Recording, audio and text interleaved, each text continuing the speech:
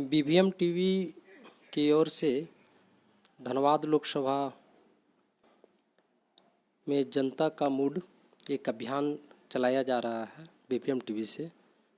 तो आज चास कॉलेज चास के रिटायर पूर्व प्रोफेसर डॉक्टर विजय प्रकाश जी से जानते हैं कि जो इस लोकसभा में पूरे झारखंड का हॉट सीट की चर्चा है, इस बारे में बताइए। दरअसल ये बात धनबाद संसदीय क्षेत्र की जहाँ तक है तो ये हॉट सीट ये है नहीं, इसे बनाया गया है इसलिए कि आज़ादी के बाद से अगर देखा जाए तो एक ही वर्ग यहाँ से, चाहे विधानसभा हो या लोकसभा हो या क्षेत्रीय राजनीति, जहाँ भी एक ही लोगों का यहाँ पर साम्राज्य रहा है। और अभी हॉट सीट होने के कारण है कि एक राजनीतिक दल, खासकर बीजेपी ने डुलू महतो को जो टिकट प्रदान किया है, प्रत्याशी बनाया है, तो लोग इसे पचा नहीं पा रहे हैं। और इसका सबसे बड़ा कारण क्या है? वो सामाजिक न्याय का बच्चा है, नीचे से उठ के ऊपर से आया है। कल तक जो शोषित था, पीड़ित था, आज वो ऊपर उठ करके अगर वो शासन करना चाहेगा या राजनीति में ऊपर उठना चाहेगा तो लोग कैसे पचाएंगे? बस यही कारण है कि ये हॉट सीट बना हुआ है। और ख़ासकर एक वर्ग जो पूरे धनबाद कंस्टिट्यूंसी, इवन की आप उठा लीजिए यहाँ से गोमिया, बोकारो, धनबाद, आप विगत 4 दशक से देखिए कि वहाँ पर कौन विधायक रहे हैं, कौन सांसद रहे हैं, एक ही वर्ग के लोग इसको प्रतिनिधित्व किए हैं। आज उनके क्षेत्र में या उनके साम्राज्य में अगर कोई एक गरीब का बच्चा जो नीचे से उठ के आया है, अगर वो अपनी दावेदारी दे रहा है तो निसंदेह हॉट सीट तो बनना ही था इसे। भाजपा 3 बार से पीएन सिंह को टिकट दिया और तो से जीता, और इस बार जो टिकट मिला यहाँ का झारखंडी लोग कहते हैं कि यहाँ का लोकल है, झारखंडी है, और कहीं ना कहीं उनकी एक अलग पृष्ठभूमि है। और इस कारण से कुछ जगह सुनने में आया है कि विरोध प्रदर्शन हो रहा है और झारखंड के बड़े नेताओं से उसके विरोध कुछ लिखित पत्र भी देकर उन्हें हटाने के लिए दबाव बनाया जा रहा है। इस बारे में बताइए।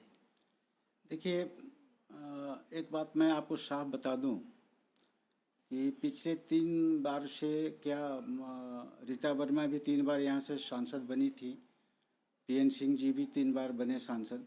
लेकिन दिक्कत यहाँ यह है कि वो उस वर्ग से प्रतिनिधित्व करते हैं जो हमेशा से प्रतिनिधित्व करता रहा है। और अभी जो ढुलू महतो की जहाँ तक बात आई है तो इसकी नाराज़गी सबसे बड़ा कारण क्या है कि उस वर्ग को टिकट नहीं मिला।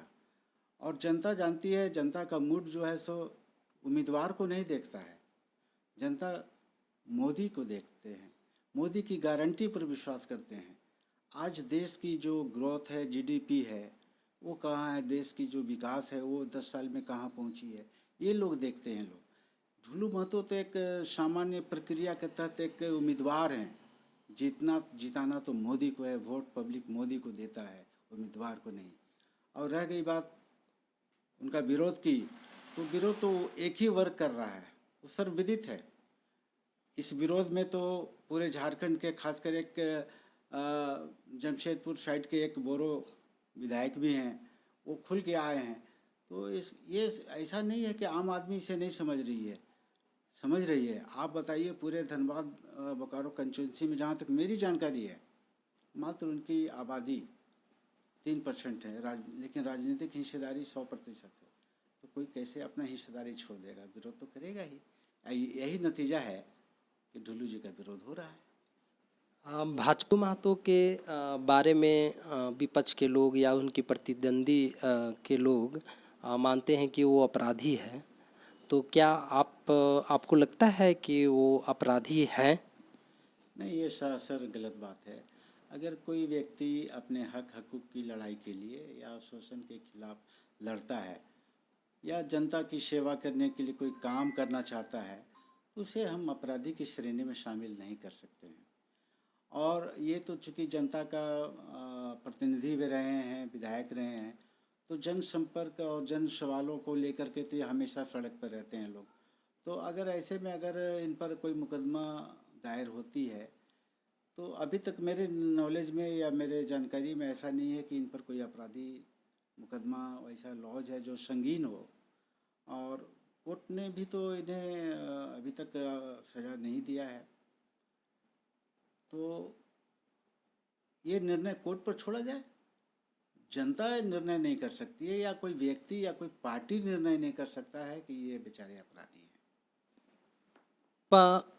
जो प्रत्याशी बनाया गया है उसके बारे में भी लोग, जनता से लेके आम लोग भी, वो लोगों का कहना है कि उन्हें बहुत सारे केस दर्ज है, बहुत सारे ऐसे काम किए हैं जो कि चुनाव में उनको जो है एक बड़ा पद, हालांकि पिछले 2 बार से भाजपा के विधायक बने हुए हैं, लेकिन लोकसभा की बात जहां तक आई तो ये धनबाद बोकारो का लोकसभा है और इसमें बहुत सारे प्रत्याशी हैं और कुछ ऐसे लोग बोलते हैं कि साफ़ सुथरा प्रत्याशी होना चाहिए, इन पर कई तरह का केस निलंबित है। तो इस बारे में एक बात बताया जाए, मैं सबसे आपसे भी पूछना चाहूँगा कि यदि मुकदमा लंबित है, ढुलू महतो मान लिए कि शोषित थे, दबित थे, उससे बीच से ये निकला है और उन्हीं लोगों के खिलाफ लड़ रहा है जो पहले से ये काम करते थे। उनके विरोध का स्वर के रूप में ढुलू महतो आज मैदान में आया है, तो लोग कैसे पचाएंगे? संभावना ही नहीं है कि वो पचाएंगे। उनका साम्राज्य विखंडित हो रहा है ढुलू महतो का आने से। ये बता दीजिए कि जो विरोध कर रहे हैं वो अपने बारे में बताएं कि वो क्या है। वो जब अगर वो साफ सुथरी छवि हैं, ईमानदार हैं, तो जनता उन्हें क्यों नहीं पसंद कर रही है?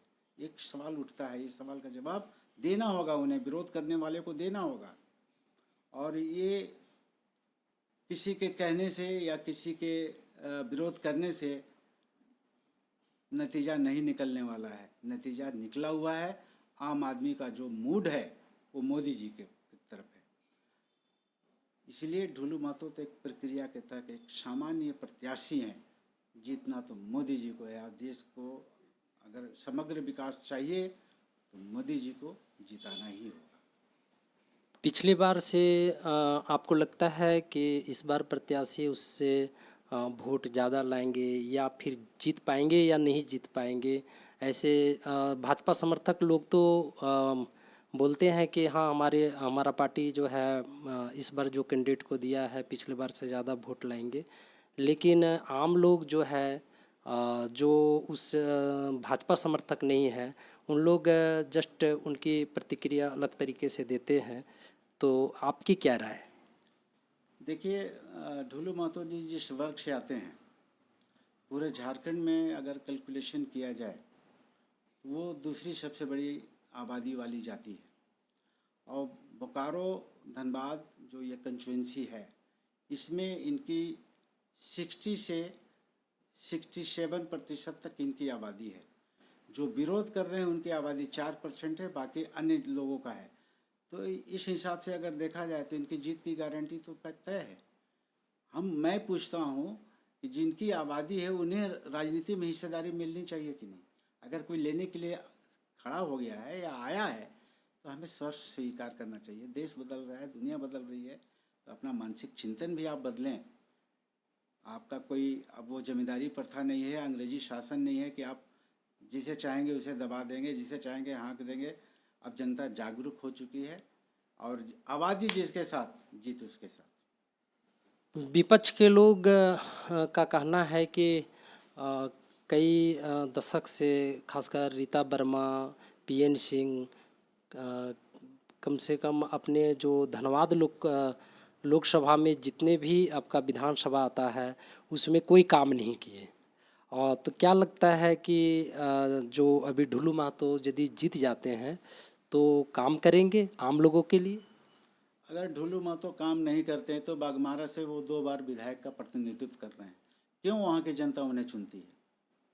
पहले आप मौका देंगे तब ना काम देखेंगे। जिन्होंने काम किया ही नहीं उसकी चर्चा बार बार करते हो, जिनको मौका ही नहीं मिला उनकी चर्चा तो निरर्थक। अरे पहले आप उनको जिताओ, उनको, तब उसके बाद देखो कि वो काम करते हैं कि नहीं करते हैं। और मैंने पहले भी कहा कि जिस पार्टी से वो बिलोंग करते हैं, सबका साथ सबका विकास उनका नारा है, तो ढुलू महतो जी इसमें पीछे नहीं रहेंगे। महागठबंधन इस बार हुआ है, इसमें कांग्रेस को ये सीट मिला है, तो अभी प्रत्याशी तो घोषित नहीं हुई है, लेकिन यदि कोई बड़े नेता का चेहरा आवे या पूरे महागठबंधन एक साथ एकजुट होकर यदि उन्हें सपोर्ट करते हैं, तो ऐसी स्थिति में जो धनबाद लोकसभा के जनता है वो किसी ओर मुड़ेगी। देखिए, जनता तो अपना तय कर चुकी है, कोई गठबंधन का प्रत्याशी आवे, गठबंधन का क्या हश्र है, रोज़ हम लोग अखबारों में देख रहे हैं, टीवी में देख रहे हैं, सब जगह चर्चा भी हो रही है। जो खुद विखंडित है वो गठबंधन क्या बिगाड़ेगा यहाँ पर, और जनता ने मूड बनाया है तो बनाया है। मैं इतना ही कहना चाहूँगा, गठबंधन से कोई फ़र्क नहीं पड़ने वाला है। एक खास उनका वोटर है जो किसी भी रूप में उन्हीं को देगा, तो उसकी चर्चा क्यों करना है। जो नहीं है मेरे साथ, मैं उनको लाने का प्रयास कर रहा हूँ, वो देंगे वोट, और वो नए लोग देंगे। और आपको आश्चर्य होगा कि अगर नए वोटर हमारे धनबाद कंस्टिट्यूएंसी में 20 से 25% की बढ़ोतरी हुई है। अब ये जुआ मोदी पर विश्वास करते हैं, मोदी को ही देंगे वोट, ढुलू महतो जीतेंगे, ये गारंटी 100%।